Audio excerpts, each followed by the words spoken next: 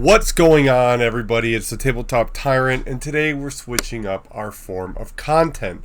Rest assured there will be an old world video out sometime this week, but today I wanted to talk about top 5 haunted places in Illinois.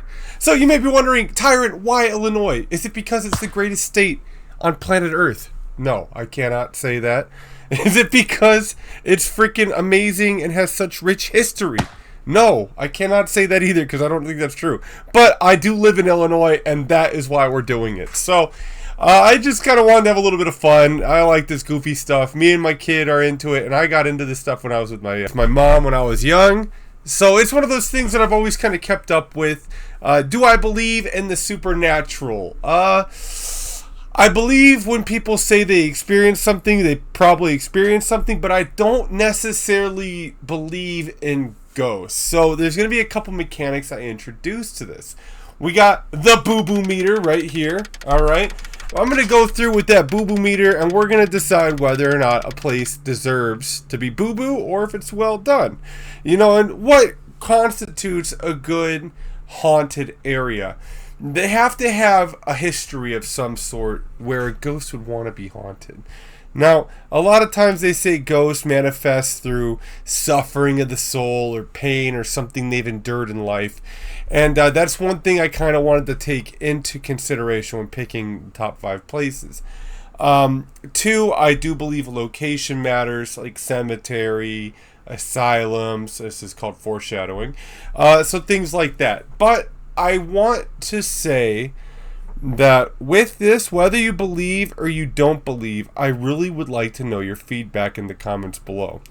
I'm going to give you the history on some of these places, and then we're going to talk a bit about the haunting, and then we're going to go into like what people see and what they say. Now, there's sometimes I'm not going to use other people's ghost photos because there's a lot of stuff I couldn't find credits to, and I'm not going to throw someone's work up, even if it's just a crappy iPhone blurry photo, without being able to credit who took the picture. Any pictures, articles, or anything I've gotten will be in the description below.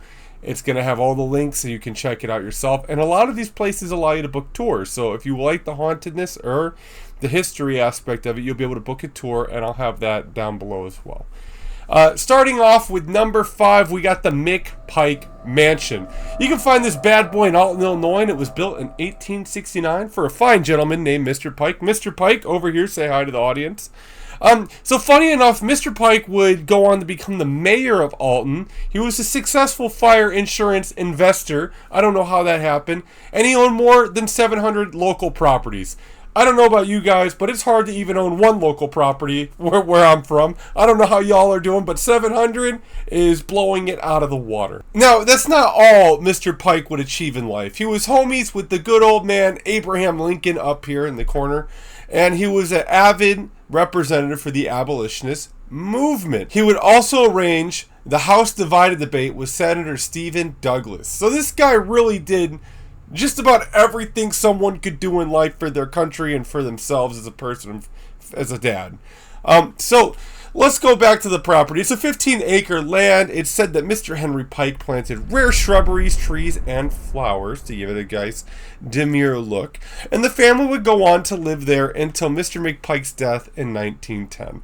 Now, there's not a lot of history about the owners of this mansion afterwards, probably because they paled in comparison to Mr. Pike himself. But it is said that in 1936, the mansion would go on to be bought by the Browns Business College and was later purchased by Paul Latchinger. Fun fact, he is technically a ghost on this premises, but we'll get into that in a bit. And he would own the house till 1945. Now, it would be in the 1950s where this beautiful mansion would take a turn for, the worst. This is a historical building above all else, and there's a lot of speculation that Mr. Henry Mcpike actually used this as a checkpoint on the Underground Railroad. So the fact that it's beginning to now fall into disrepair, it's abandoned in the year 1950. The roof is falling in. There's a lot of stuff going on. It actually makes a spot in the top 10 most endangered historical places list. That's a word soup, but nonetheless, it made it on there. Now, it would be not until 1994 where a couple by the name of Sharon and George Ludke, sorry if I totally butchered your name and somehow you watched this, And they would be quoted as buying the property on impulse. Now, a 15-acre land mansion, I have no idea how you impulse buy that, but I can almost guarantee you their next purchase was not impulsive, and that was $50,000 to fix the roof.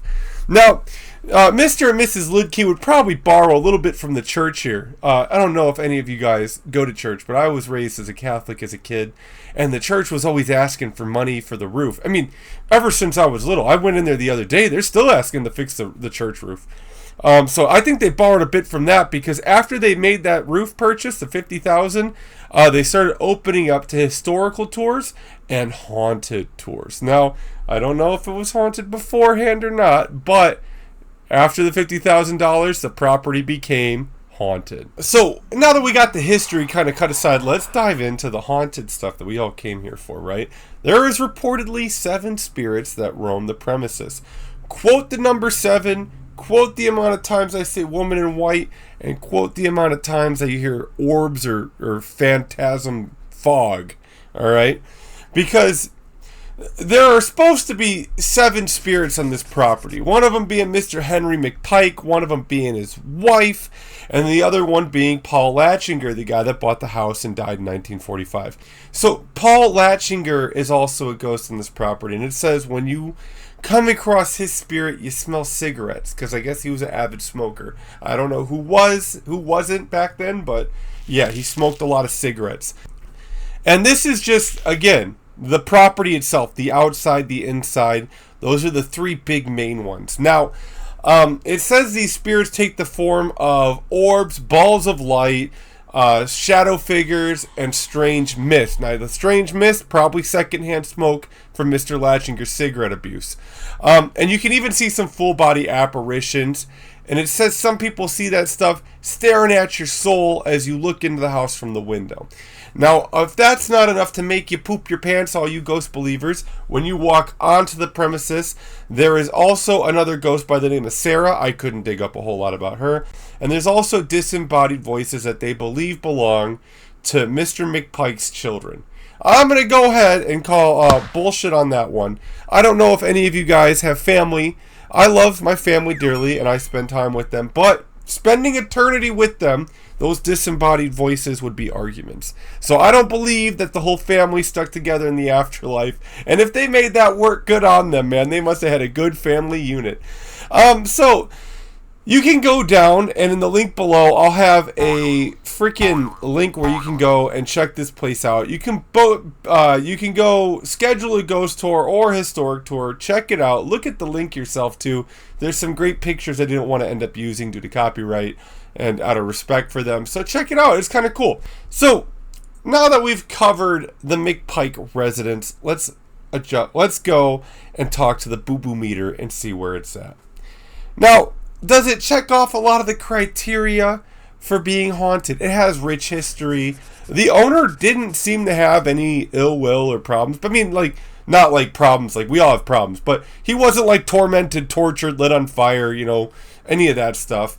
So I would have to say that it would probably be pretty laid back. Paul Latchinger may have died young or old or from cancer. I have no idea. But I would like to say that it's a solid, you know, maybe. You could maybe see something on there if you're a believer. You know, so I'm going to go with the boo-boo meter and say, hey, they did a decent job. It's a well-done story, and you're probably likely to see a ghost if you believe in that stuff. Moving on to number 4, the Lincoln Park Zoo. This bad boy's found in Chicago, which when I was immediately researching a lot of these places, you're going to see a common trope. Yes, number 7. Yes, this is the most haunted, the most oldest. This is the oldest zoo in all of the Midwest. There's a lot of really big claims, and I think that's to get butts in seats when it's time to do these tours. Now, when I read that this was the oldest zoo in the Midwest, I was a little bit baffled because I remember somewhere back in like 4th grade, my teacher yapping about some cow kicking over a lantern and burning down all of Chicago. Now, while that happened, Unfortunately for those people that lost everything, the Lincoln Park Zoo is fine. I guess it wasn't around back then, or it was a cemetery at the time, I believe.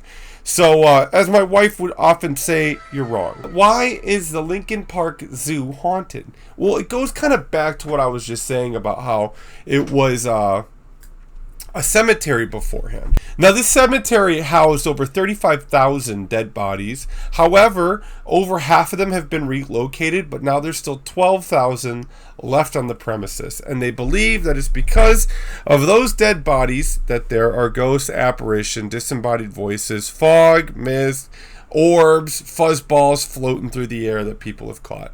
Now, there is a tour you can take, and I'm going to quote a couple of people that took that tour and what they said. Not a ghost in sight, said Ken Z on July 2024. If you're expecting ghosts, you might want to skip this tour. But if you're looking for a mix of historical tales, gangster escapades, and some downright ludicrous stories, you're in for a treat. My bad. Sorry. I mean, Adriana P. in July 2023. The tour guide, Tony, this dude got tons of hype. Go ask for Tony when you go. Was extremely helpful, informative while on the tour. He allowed us to see and guess what kind of historical and spiritual events have happened in and around Lincoln Park. Using the EMF readers, which it means electromagnetic fields to you plebs that don't do this for a living, were the most interesting and fun things to use throughout the tour. I would recommend Tony for future tour guides. Now, if you go to the website below, Tony gets brought up like 12 times. This dude's doing something right because everyone's shilling for Tony. So if you're going to go on this tour, go ask for Tony. I believe the tour itself is $35, which is pretty expensive for most of these ghost tours. But hey, go ham, man, if you're looking for some ghosts. Let's look at the Lincoln Park Zoo right here, and let's consult the boo-boo meter. I'm going to have to go out a limb. I'm going to let that thing say freaking boo-boo ka-choo. There's no way in hell you're going to catch a ghost from an old cemetery where everyone's getting moved. I think it's more of just something to get butts in seats because the reviews are pretty mixed, all right? The internet does not lie, as Captain Smeck would say. But moving on to Rialto Square Theater. Now, this one is really dope. The Rialto Square Theater you can find in Joliet, Illinois, and it was built back in 1926. What makes this location so dope? Our homies, the ghost hunters, the dudes that were on the Sci-Fi Channel back in the day, went there and actually did an investigation. You can watch it. It's season 8. Season 8, I believe, episode 11. And it's called Curtain Call. So go check that out if you want to watch it. They found some cool stuff. Now, much like the Mcpike Mansion, there is 7 ghosts that haunt the premises. I didn't see anyone named Sarah, but I don't know. We're gonna dump into these characters, all right? So, a lot of these spirits on the premises are said to have been former workers. Now, I want to take a time out real fast and talk about how bad that must suck to die at your job. Now, when I was a young man, my pops always said, son, make sure you do a job you like. And I always thought that's because he had to do it for so long, like 30 years to get a retirement. But now I'm thinking, I think he said that because if your dumbass dies at that job, you might be stuck working there for eternity. And I don't know how that feels. You'll have to go to the Rialto Square Theater to ask them. But I can promise you that those poor bastards at the Rialto Square Theater that worked there and died there and are wrecked to working there again are not having a good time if they didn't do what they loved. So, work a job you're loving. You might die and you might have to haunt the f***ing place with people over there asking you 101 dumb questions as they walk through your place of work. Now, let's dive into a couple of these characters here. Now, of these 7 ghosts, there seems to be 3 prominent ones. One of them is a gal who was named Vivian. Yes, I used the past tense, she's dead. Some people sometimes catch movement or orbs in the dressing room. This is where she kind of was. This is where they think she was when she died or where she spent most of her time. So if you're in the dressing room, you see some dust flying around your camera, say what's up to Vivian because that's probably her. Next is a woman in white. I freaking told you, watch for those women in white. They come out of nowhere. Apparently this gal can be seen seen wearing a white wedding dress. And it's said that she shows up to weddings, and that's what led to the belief that she was a bride that didn't make it to her wedding. Very sad, very tormented, very upsetting. Now, moving on, we kind of take a right-hand turn here because we get this little asshole kid. And his name's Callan. Now, apparently, people that go do ghost hunting say this kid kicks them in the shins and pulls their hair and takes shit out of their pockets. He's a real nuisance. Scary Movie 3 clip. We loved our daughter, but she was evil. Made the horses crazy, killed our puppies, hid the remote. Really sick shit. My wife took her to the old family farm and drowned her in a well. I felt a simple timeout would have been sufficient. Anyways, Callan didn't work at the theater. He's actually really unique. The rumor goes he was hit by a car, probably because he was pulling pranks and being a little asshole. He got hit by a car, they brought him inside the theater, and his ass died there, and now he haunts the theater. Now, one thing to note, there is no evidence of a kid ever being hit by a car in front of the Rialto Square Theater. There's no evidence of a kid being brought into the theater to die. That doesn't mean it didn't happen. It's just there's no evidence of it, much like a lot of things. It's up to you to believe what you want to believe. But I think Colin's full of crap. If someone needs an origin story, he might be a poltergeist. All right, back to being serious here. Fun fact, if you want to go schedule a tour for this building, it's $20, and you get to go and check it out. Check the dressing room. Some people have pictures. Now, I couldn't see anything. I'm going to post this picture. I couldn't see what anyone had seen in that picture. But I'm going to go ahead and chalk it up to them. I'm just not paranormally sensitive, I guess. I suck. If you see something, genuinely let me know, because no one in my family could see squat. So, and I asked like freaking 12 people. No one could see shit in this photo. So if you see it, you're obviously a top tier ghost hunter. And, the world needs you to go look for ghosts. Go out there and knock it out. No, let's consult the Boo Boo meter. Rialto Square Theater definitely has history. It featured on a ghost hunter channel. I can't say their evidence was biased. I used to like them because like a lot of the places would not be haunted, and then they kind of made this shift where everything was haunted, I think, for ratings. And the ghost hunter crew was actually really cool. Side note, they started off as like plumbers by day, ghost hunters at night, and they would go to like local calls and they got to deal with sci-fi. Really cool. I ended up going to Destination Truth after a while because they were just better. Josh Gates just takes the cake. But anyways, I'm going to have to give this thing boo-boo, dude. I think it's meant to get butts and seats. Go on this tour. Pay $20. I don't believe that Colin's a real kid. I think there's probably just something else there. And if something's messing with you and the spiritual world is real, probably a freaking poltergeist for sure. Now, moving on to Bachelors Grove Cemetery on number 2. Bachelors Grove Cemetery is number 2 on this list. And unlike freaking the Lincoln Park Zoo, this ain't cosplaying as no weak-ass zoo. This is a legit cemetery. It's been violated by asshole grave robbers. People were dug up. Headstones are missing. Tombstones were knocked over. And people probably were dickheads to these dead people. Now, there is a huge plethora of information and a YouTube channel that this place dedicates its videos to. Link in the description below. Check them out. I was going to jump into everything they had. I had digested it mostly for the channel, but then I realized I'm not going to rob these people. It must have taken years of just writing this crap down and documenting it or whatever they did. And honestly, rightfully, if you really want to know, go check their page out and like give them a read and check it out because they put the effort in. So, yeah, this place was built in 1840, and because of when it was built, it wasn't very big. It's packing a whopping 82 bodies. Now, as the old adage goes, it's about the quality, not the quantity. And the quality here, in terms of haunting, is through the freaking roof. You got a woman in white. You got a dude wearing yellow. You got a ghost house. When have you seen a house that disappears and vanishes out of thin air with a yellow orangish light? This is what I saw in my head when I read that. Now you might be thinking, Tyrant, a ghost house, whatever. No, not whatever. Because it's not just a house. This house metastasizes out of thin air with a patio, a picket fence. Now, I'm not here to debate whether or not that's possible or the legality or the issues that it would have. This thing warp traveling. But it happens. Now, let's dive into a lot of this stuff that's going on.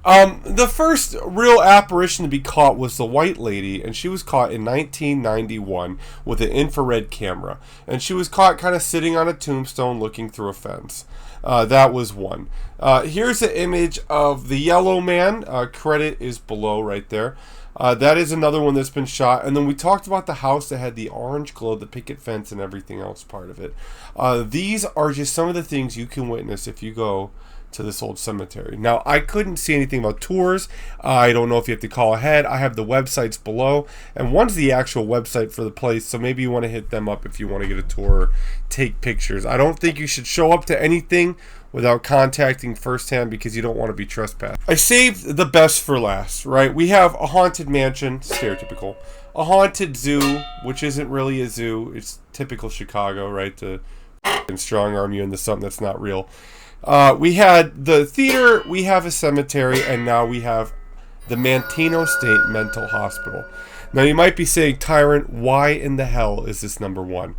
Because it's still freaking in use after all the shit they did as a fucking VA, dude. If you're a veteran and you go to Kankakee County in Illinois and you go to this VA, comment below, let me know how the treatment is there because I'm looking for a new one. Now, like all mental asylums, this place has a very, very colored history. And it's really no exception to the rules. It was built in the 1930s. It's located in Kankakee County, Illinois. And it was built to help the overpopulation from the surrounding institutions. And like other asylums, it began small with a good budget, great doctors that were paid pretty well, and grew out of proportion. I believe it said... and it would grow out of proportion. Now, to make things worse, in the mid-1930s, they cut the budget, which did really nothing for this mental institution that was growing out of hand. It was starting to grow, and I think at the height of it, it had 8,000 patients that were put in. Now, as we know, around this time, a couple big things would hit, right? We had typhoid fever and we had tuberculosis. Now, in 1937, it would establish its tuberculosis ward. And then 2 years later, 1939, they would get hit with a tuberculosis outbreak, killing 40 patients and staff, I imagine, and wounding another 400 patients, which is really shitty. However, the Manteno State would receive no break from this because during World War II, doctors and staff were pulled to help with the war efforts rather than stay at the mental asylum. Now, the hospital would stay at its numbers of 8,000 patients while the doctors and staff depleted and the budget remained still cut and ever dwindling. Now, this hospital really played on all the typical tropes. It had electroshock therapy, it had lobotomization, it had poor treatment, it had mental, physical, and all sorts of abuse going on throughout it. But what makes it worse than most others that I could tell is that it took on malaria testing, and it would test malaria on the patients without getting consent from the families or the fucking patients, which is really shitty. And as a result of all the testing, these doctors would come in, put the test on the patients, and kind of leave the mess for the staff to clean up and for the patients to really deal with. They would come in, give them all this treatment, see what happened, take their notes, and bounce. And unfortunately, in 1941 alone, they would lose over 400 patients in this hospital. In the 60s and 70s, the hospital would really start to see a massive decline. Thank the good Lord. And it would eventually just become old people checking themselves into the hospital on their own volition. Now, I don't believe they knew a lot about what went on beforehand, but maybe they needed it and it was a last-ditch effort, you know? In 1985, the northern half of the facility, this is what fucking does me in. Thank you to the state of Illinois. You're amazing and a godsend to veterans across the country. In the midst of 1985, to provide that top-notch VA care, the facility would become part of the VA. And to this day can hold up to 304 vets. Now I want you to check that number. Notice how it says 304 and not 8,000. At least they got the numbers right. Now, one of the big things about this facility that makes it haunted is that people believe the suffering and the pain of all those patients endured at the hands of like people that were meant to help them, right? It's like that betrayal almost. And they believe that that emotion is what kind of feeds off to allow things to haunt a premises. Now, I can kind of see something like that granting validity, maybe like emotion, maybe energy, I don't know. I'm not fucking one of the esoteric mind, but if I had to say any place being haunted, this place is going to be fucking haunted. Aside from all the shit that went down, there is a cemetery where a lot of the patients that were killed were buried. A huge hotspot for paranormal activity. No, not the movies. And it's really exacerbated on the cemetery or on campus where the patients were buried. And this has a lot of first-hand accounts of shadow people, disembodied voices, people feeling their hair get pulled, their shirts get pulled, pockets get pulled. And it really has the most out of any other place in Illinois of physical contact with spirits in those people's opinions. So, when we consult the boo-boo meter on Manteno State Mental Hospital, I'm going to have to say that if there's any place out of all 5 of these that's haunted, it's going to be this place. The amount of sheer danger and everything else that was put on the patients, the amount of torture, the amount of malpractice that just took place here definitely could leave something behind. So, I also, before I cut this off, I don't know how you go about reaching out to do a tour. There's some links below. Check that out. I would call ahead of time. My plan was just to act like I was lost since I was a Marine and just pretend I was on my way to the VA and I got lost. And Marines aren't known for being the sharpest tools in the shed, so they would believe it, But for all of you, I would definitely look into anything else if you want to go for a tour there. Really, really colored history, and definitely one of the ones I want to see in person. Now, we've concluded the top 5. Let's go into the 3 winners. For most haunted, we got Manteno State Mental Hospital. Going into the most expensive tour pass, Lincoln Park Zoo, and ending it with the least spookiest Lincoln Park freaking Zoo.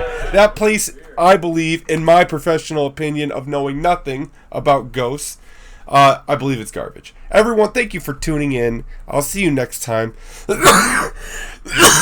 If you enjoyed this content, please leave a like, subscribe, because there's going to be more like this coming. And this is my freaking Ghosted series. Peace. That was like a ghostly goodbye. Peace.